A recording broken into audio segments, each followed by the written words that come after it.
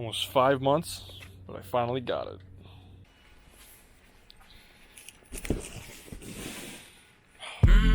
Exciting.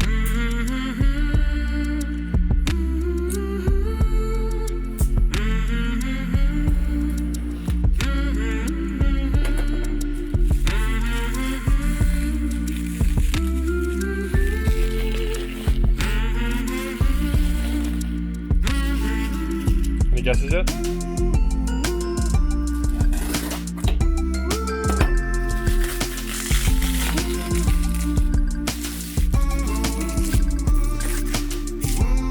How about now?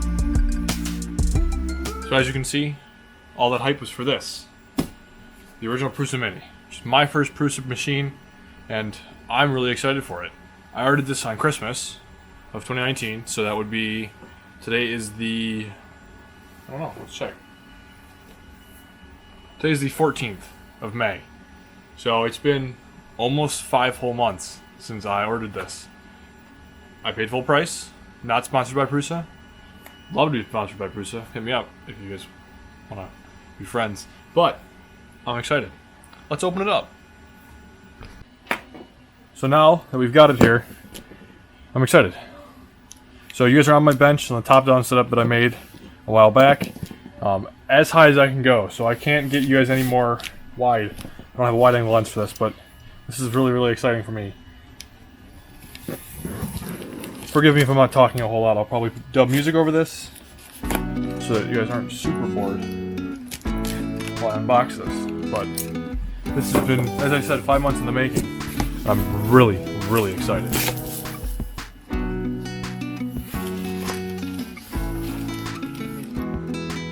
I am excited. So, exploding parts. They're fun. 3D printing handbook. Hey, those are stickers, which are awesome. Those are on my skateboard. Excited for that. This is my test. I don't think I got a filament sensor, but hey, if I did, that'd be cool. They included that on accident. Important. USB drive with firmware. Let's definitely not lose that. Start getting it unboxed. So these are all been 3D printed on, I'm assuming, a Prusa, which is exciting. And hey, I was wondering if I would get them. Gummy bears. Some black Prusa mint and some silver Prusa mint. That's exciting. I got both sheets. So I got the sheet and the spring steel mini PEI. So I've got 2 removable build plates, which is exciting. Everything's exciting. I just say that a lot, and I hope you guys don't mind, because I have been waiting for this for so long. Okay. Oh, can you guys see that? Right there? Let me see if I can focus the camera on it. Oh yeah, original Prusa. LCD.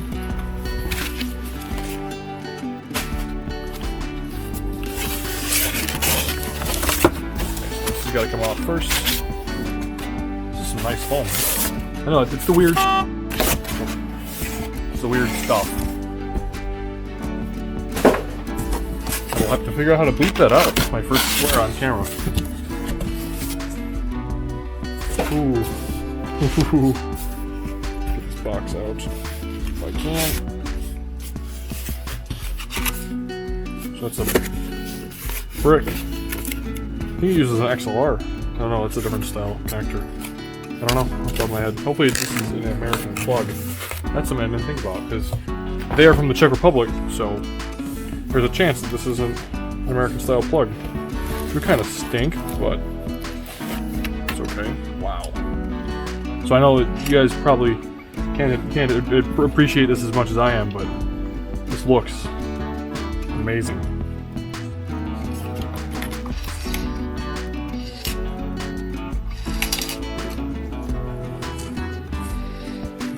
I was wondering what was rattling around. Seems to be just some parts, some set screws, basically.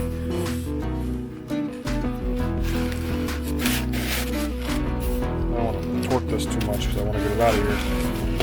Oh yeah, look at that. You guys can't quite see it anymore. So this is the whole X and Z, I think, axes. I don't remember what axes they are exactly, but it's quite exciting. Quite exciting indeed. So now I need to find a place to put all this stuff so I don't break any of it. Drop it to the bottom.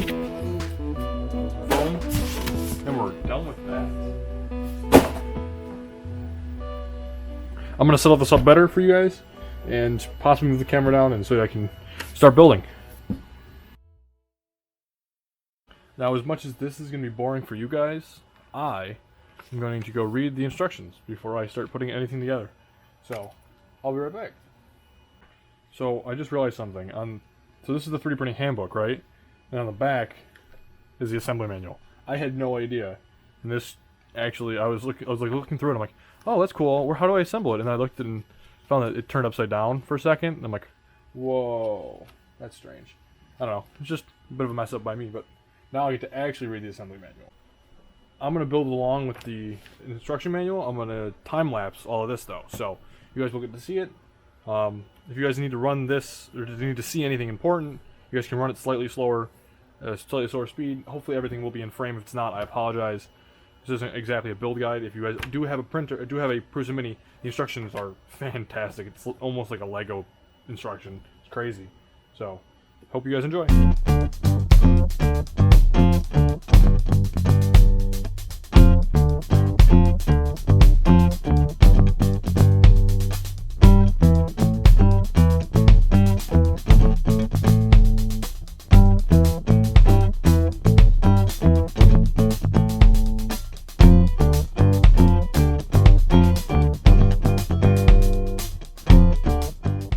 Totally missed a part. We're right here. After final tightening, this is Herbo time. So, it says I need to arrange them in package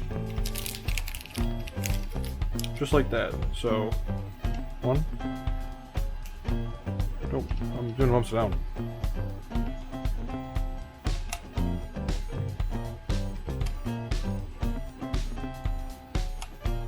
Mine doesn't include 7, mine only includes 6. They say exact dosage is not necessary. I think they're all going the right direction. And it said read the top row. This is backwards for me, but it said eat the top row first and then all the way down. Sounds like a plan. Now that I'm done with those, back to your regular scheduled time lapse.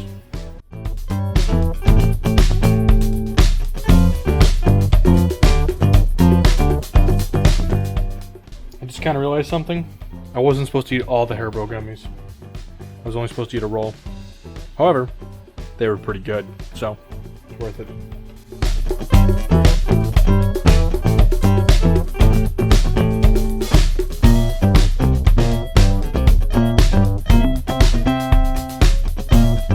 So just like that, after, I don't know, about, let's see, an hour of assembly, hour and 15 minutes of assembly, we're all set. Time to go. So I'm going to take you down here to show you the last bit of plugging in and one wonderful, hopefully wonderful peel. So now that my Osmo, which is my camera, is burning up because of that time lapse, it's time to peel this piece off. Make sure it's focused. You know, this is important. Oh man, this is actually kind of hard to do.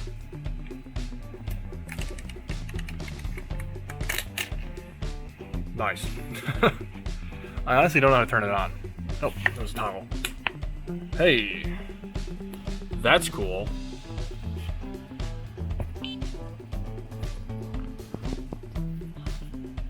So, I've got 2 things I'm going to do before I give you my thoughts on building and setup. I'm going to set it up. And then I'm going to... Actually, I think I'm going to just leave it on my desk for a while. And I'll set you up on the overhead mount while it prints for the first print. And take a video of it printing its test. So, that'll be fun. Yeah. Thanks.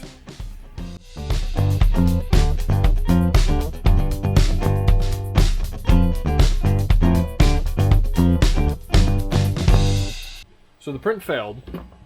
However, I think I know why. I think it was just slightly too off-leveled. So it's good to know. No filament got stuck to the nozzle. This just peels right off. Oh my goodness. But the start to quality, let me see if I can get that in focus. Oh my goodness. The quality is crazy. That's dry road infill, right? And you can actually read the writing on the bottom. Most of my printers, or the two printers I have, you couldn't read the writing on the bottom. That was the only issue it had. I am so excited. But I do need to run the leveling again, so I'll run the leveling and then chuck back in that print.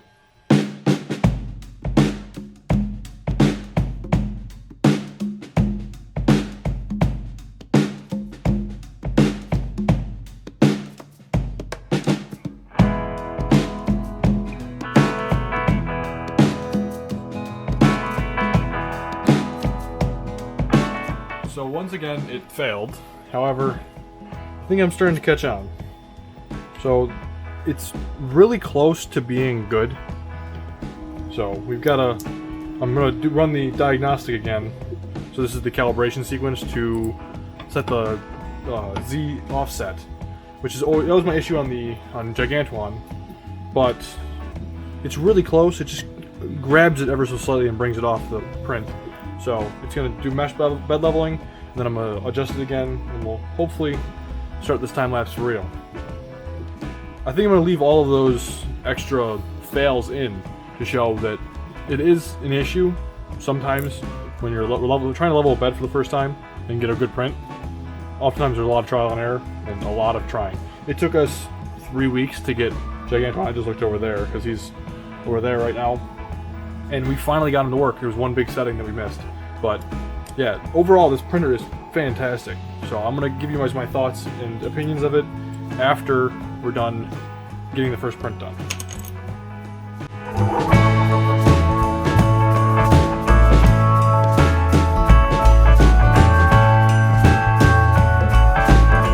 So it failed again. So I ran the diagnostic. I did all the setup stuff a couple times now, and they all look good.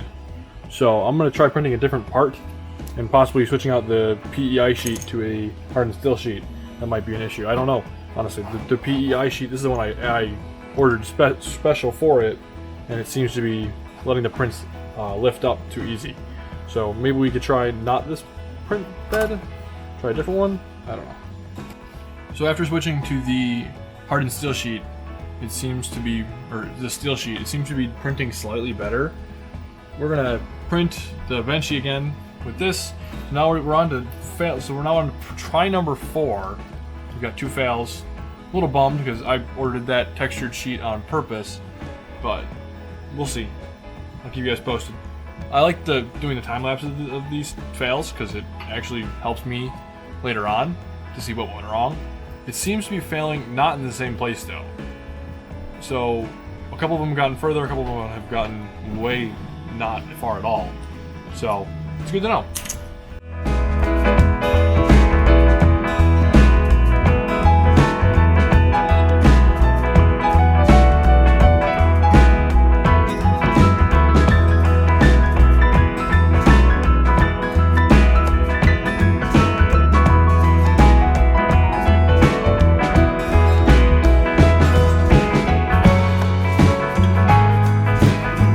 So the printer failed again, but for an entirely different reason. It seems to have jammed, so I'm going to spend some time ironing it out, and I'll bring you guys back later, so when I've got a successful print.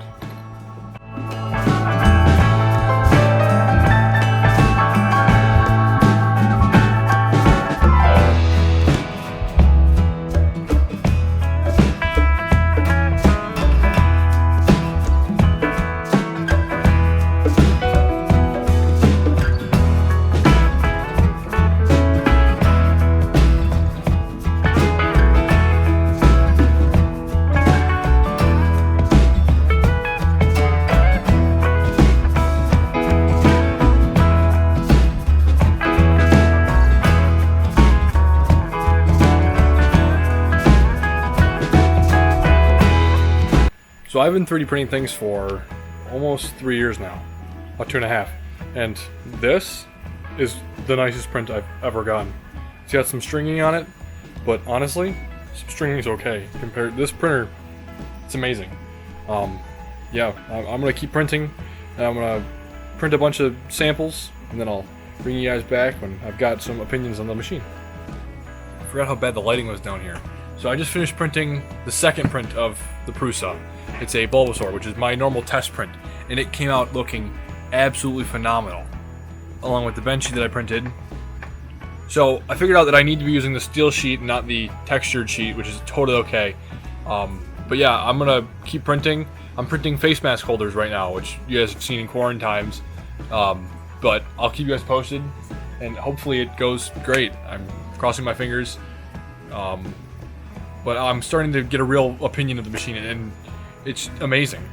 I couldn't have asked for a better print.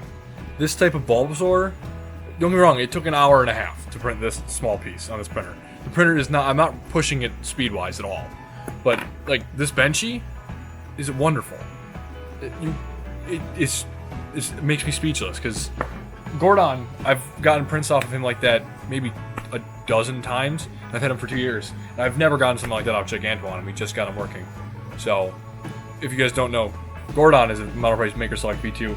Gigantuan is a MP10 for Monoprice, and they're both good printers for what they cost, but this costs the same amount as Gigantuan or the MP10, and it's amazing. So it's a new day, and I've been printing a bunch. I just wanted to say that that is absolutely beautiful. Let me see how close I can get in there without... This is a gyroid infill to start off with. It looks awesome. So as you can see here, the Prusa's been printing for about 2 days now. About almost completely straight. I haven't stopped printing. It's wonderful. To start off with, the build was pretty easy. The hardest part was actually the ribbon connector for the LCD screen.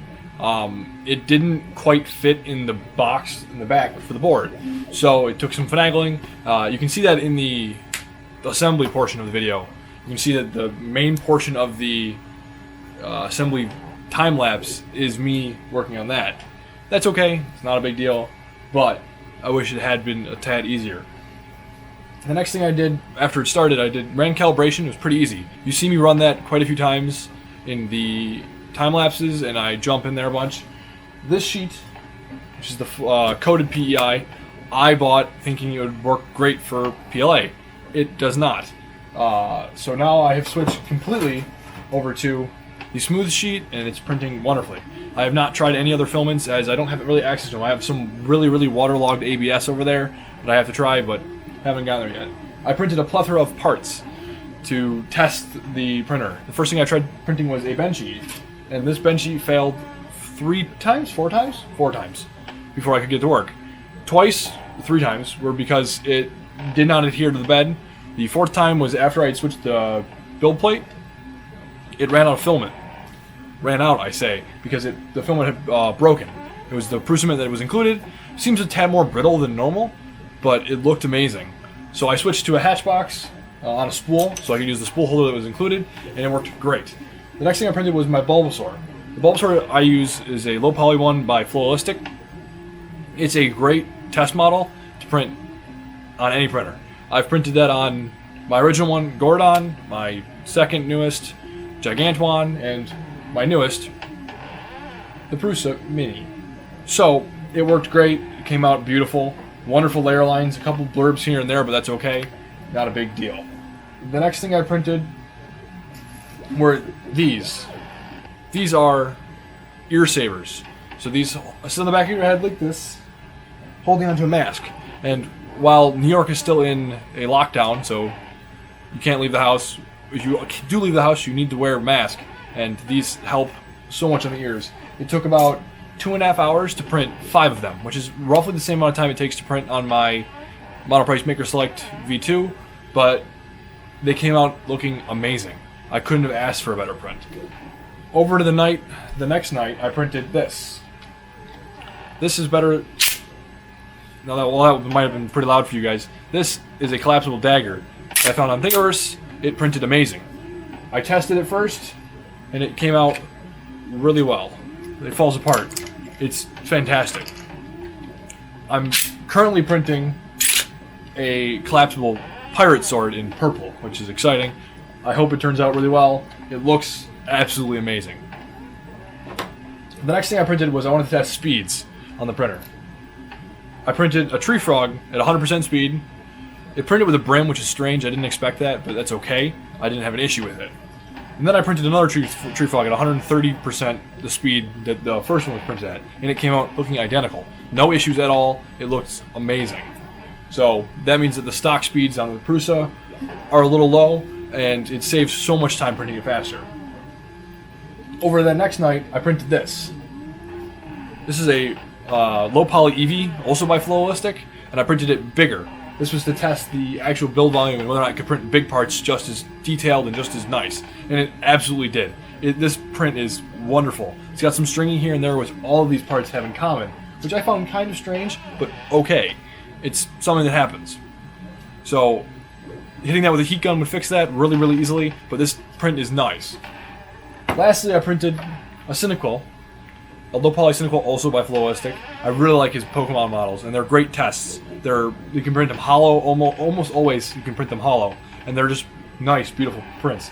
So I printed one in red, which is this. These random colors. The green are all from random spools that I had in the back of my printing cave, which had been open for quite a while. So this waterlogged filament turned out well.